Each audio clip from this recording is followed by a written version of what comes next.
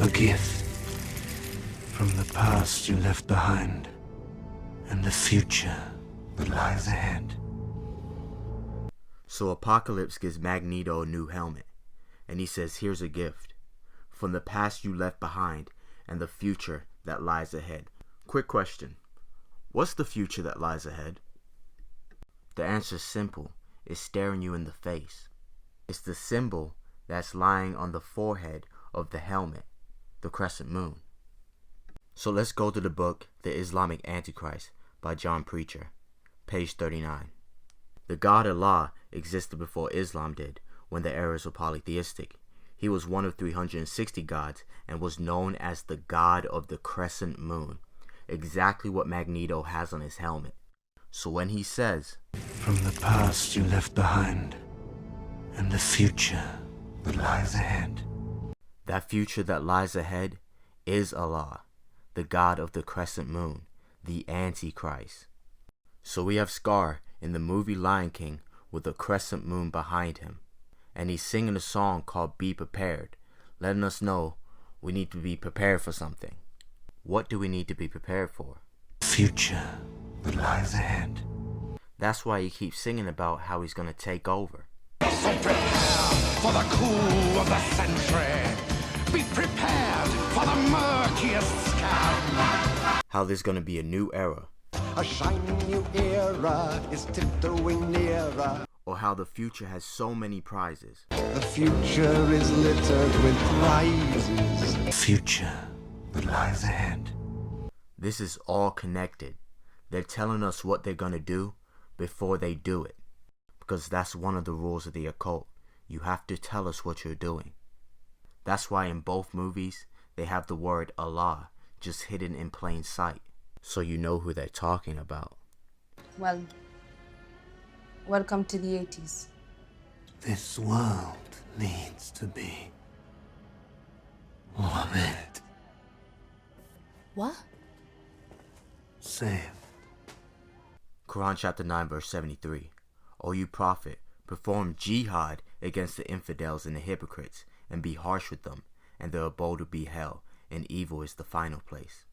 Chapter 8 verse 12 through 13. When your Lord revealed to the angels, I am with you, so make firm those who believed.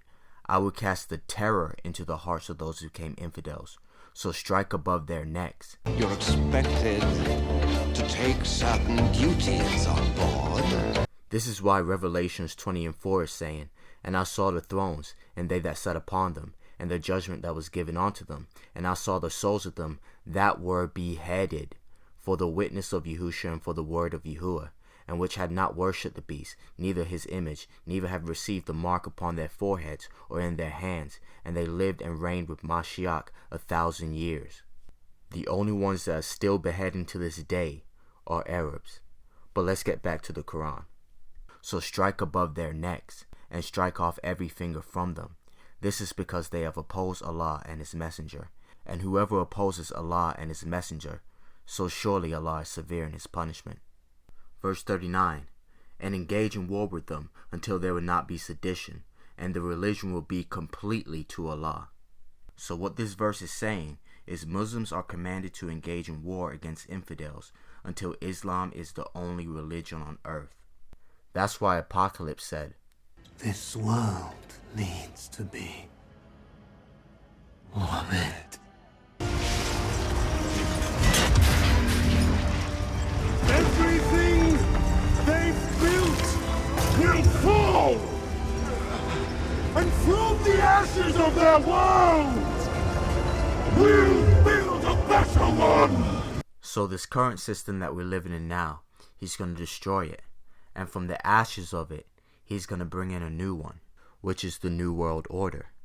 Now if you look at this scene, you'll see Scar is pointing at his shadow, and his shadow looks like an eagle, but it's actually a phoenix. So let's see what Greek mythology has to say about the phoenix.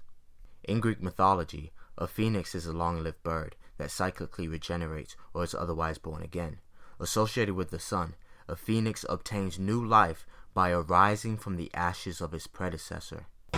And from the ashes of their world, we'll build a better one! This isn't a game. They're literally telling us what they're going to do. So let's go to the book God's War on Terror by Walid Shoebat, page 81. Biblically, the empire of the Antichrist will not be a new empire. Rather, it will be a revival of a previously great empire that had suffered what the Bible calls a fatal head wound. But the wound will be healed, and the empire will be revived from the dead as it were. And the beast, Antichrist's empire, which I saw was like a leopard, and his feet were like those of a bear, and his mouth like the mouth of a lion.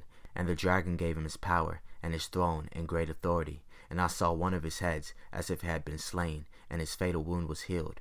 And the whole earth was amazed, and followed after the beast. This empire is the Islamic Ottoman Empire, which replaced the Roman Empire after the fall of its remaining eastern section, and was one of the world's greatest empires. Page 113. Anu Septus means he has approved our undertakings, meaning Satan the star has approved of something. But what?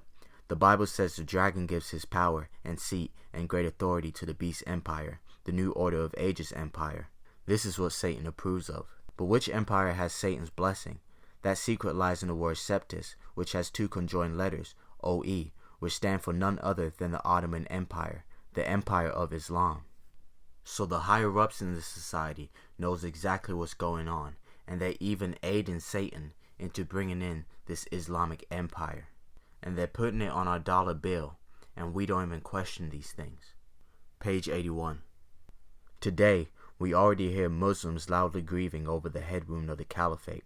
In recent promotional video for I don't know that name, an Islamic group whose goal is to restore the caliphate, the 3rd of March, 1924, the world was plunged into darkness. The Khalifa, whose light spread from east to west for over 1,000 years, was brought to an end. The consequences were unimaginable. Death, destruction, chaos, exploitation.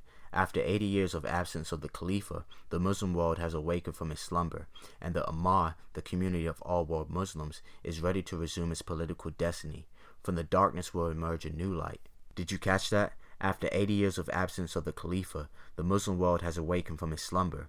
Throughout the world today, just as the mythological phoenix rose from the ashes, Islam is arising from the ashes of its past in order to claim its place as the most dominant world power.